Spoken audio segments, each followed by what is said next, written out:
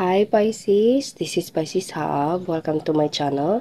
So for today's video, alamin natin kung ano yung magiging gabay, advice, mensahe, or posibleng mangyari for Pisces gamit ang ating tarot cards, okay? So, reminder lang Pisces na ito ay general reading po. So, pwede pong mag-resonate sa'yo, pwede pong hindi, okay? And this is a timeless reading. So, kahit anong araw, buwan, o taon mo ito napanood, basta mag-resonate po sa sitwasyon nyo, take nyo lang, okay? And welcome po ang lahat ng gender, babae, lalaki, LGBT, basta mag-resonate, take nyo lang. Pag hindi, huwag po natin ipilit, okay?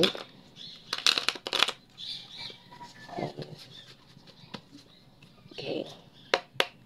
So, ano po ang message niyo po for Pisces sa araw na ito? Unang-una lumabas Pisces is 8 of Swords.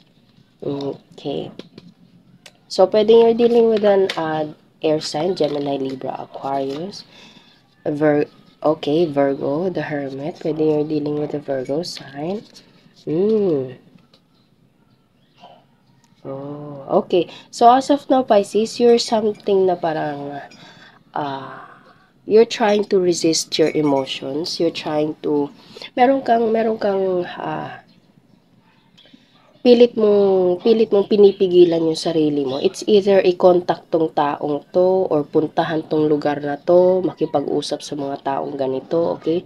Andun yung parang gusto mo pero hindi mo gagawin, okay? And of course, it's not just a maybe, but of course, merong rason yun. I don't know why, what's your reason, Pisces, pero it's either you, pwedeng ikaw to, or pwede you're dealing with someone na he or she's trying to resist her or his self na i-contact ka. Okay? Kumbaga, hindi niya gagawin yung communication situation, okay? Or pwedeng ikaw pa, ayaw mong pumunta doon. Gusto mo man, pero hindi mo gagawin. Okay, take nyo lang po kung saan mag-resonate because there is a reason. The Hermit card. Okay, you're trying to find some solution within yourself. Okay, kumbaga, merong sitwasyon sa buhay mo, Pisces. Nakikita nyo kasi nakabalot siya, nakagapos siya sa parang tela, napalibutan pa siya ng mga swords, naka-blindfold pa siya, okay? So, there is a resistance. There's a limitation. It's either this is a parang pwede mo tong sinadya, Pisces, o pwedeng hindi, okay? It's either ikaw yung nagre-resist sa sarili mo or there is someone na ayaw mo nang makipag-usap, ayaw mo nang puntahan, ayaw mo na, alam mo yun, na pwedeng konektado sa'yo, pwedeng specific person mo, Pisces, okay? So, ano pa po ang message niyo po? Pwede you're dealing with an air sign, Gemini, Libra, Aquarius, and Virgo. Okay? So, ano pa po ang message niyo po for Pisces sa araw na ito? King of Cups. Pwede you're dealing with a masculine water sign, Pisces, Cancer, Scorpio. Okay? Ooh. Okay, ayun. Knight of Pentacles and Ace of Swords. So, pwede you're dealing also with the Earth sign, Taurus, Virgo, Capricorn, and another air sign. Okay? So, Pisces, sa nararamdaman ko, meron itong connection kay masculine energy and pwedeng ito meron connection sa trabaho. Okay? And there is something na parang there's a resistance. Okay? Gusto mong gawin pero hindi mo gagawin. Parang ganun, okay? Bottom of the deck is the Empress. You're sitting on your throne, Pisces. You're sitting on your kumbaga, you're sitting on your pride, on your ego, okay? Kumbaga, alam mo yung worth mo, alam mo yung gusto mong gawin, alam mo yung mga bagay-bagay, okay? Pero there is something na bigla ko naisip yung word na marupok, okay? So, ayaw mo maging marupok, Pisces, okay? Or pwedeng itong taong to is ayaw niya maging marupok sa'yo. I don't know, pasensya na, natawa ako sa word na yun, bigla lang pumasok sa isip ko, okay? So, pwede din ganun, okay? There is something na resistance and you're trying to control yourself. You're trying to control na hindi hindi ako magiging marupok ngayon. Okay, pwedeng ganun po, okay? Pero kung hindi naman, parang hindi ko muna gagawin. There is something na oobserbahan ko muna before ko yun gawin. Okay? And it's a good thing, Pisces, ha? It's a good thing na hindi ka impulsive na dire-diretso atake lang ng atake. Hindi nag-iisip kung ano yung posibleng mangyari. Okay? Atake lang ng atake. Hindi ganon. You have to step back, look at the bigger picture and analyze it. Okay? Or pwedeng hilahin mo muna yung power mo, hilahin mo muna yung energy mo sa mga taong hindi naman binavalue yung presence mo in their life. Pwedeng ganun din po, Pisces, okay?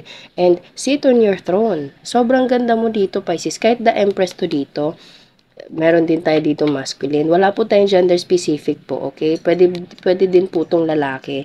Kumbaga, you have to sit on your throne na kumbaga, ito ako, ito yung gusto ko, ito yung nararapat sa akin, ito yung deserve ko. Ito yung isa sa mga bagay na kailangan andyan sa sitwasyon na yan. Okay? You have to step on your foot down, Pisces. Okay? So, there's self-worth. Okay? Sobrang ganda nun.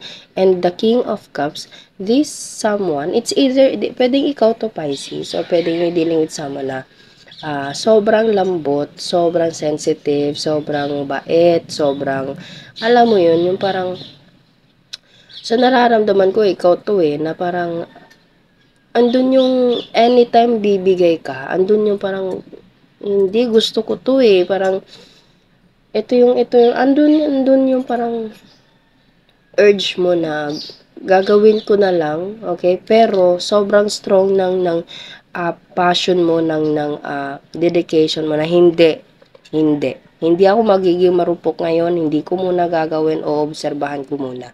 Okay? Kumbaga, you're fighting your own emotion, Pisces. Okay? And I hope maging maganda yung kahihinat na nito. Pero for sure, magiging maganda naman siya kasi lahat naman ng mga cards dito is maganda yung meaning nila. It's hindi naman kagaya nito, pero hindi naman siya totally bad, okay? May reason lang kung bakit ganito. Okay? And Knight of Pentacles, yes, you're trying to analyze something. You're trying to analyze the situation. Slow moving, okay? This card kasi always ko 'tong sinasabi sa inyo na slow moving, slow process.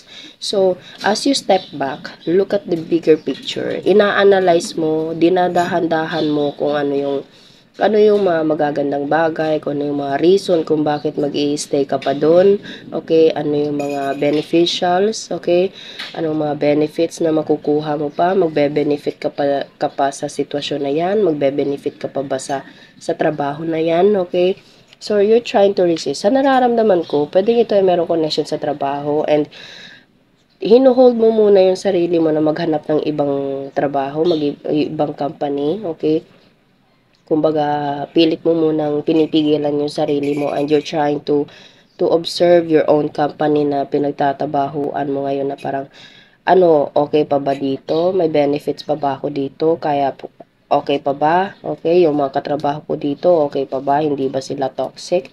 Okay, you're trying to, alam mo yun, parang binibigyan mo sila ng, benefit of the doubt. Parang ganon. Okay? So, you're trying to resist yourself na hindi mo na maghanap ng ibang kumpanya, yung ibang offer. Okay? Pwede din pong ganon. Pero kung love man to, pwedeng friendship, pwedeng family members, you're trying to not contact, to not communicate with these people. Para, alam mo yun, yung parang makita mo kung may halaga ba yung presence mo sa kanila. Okay? You're trying to hold on yourself. You're trying to hold on your power.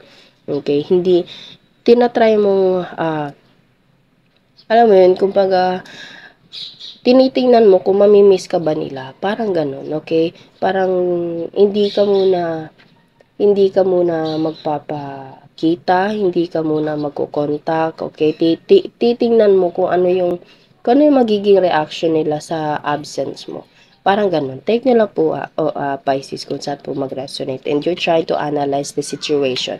And it's really, really a good thing. Okay? You're using your logic, Pisces, and it's a really a good thing, okay? Saludo ako sa'yo, okay? Kumbaga, ginagamit mo yung intellectual mo before you jump into a conclusion.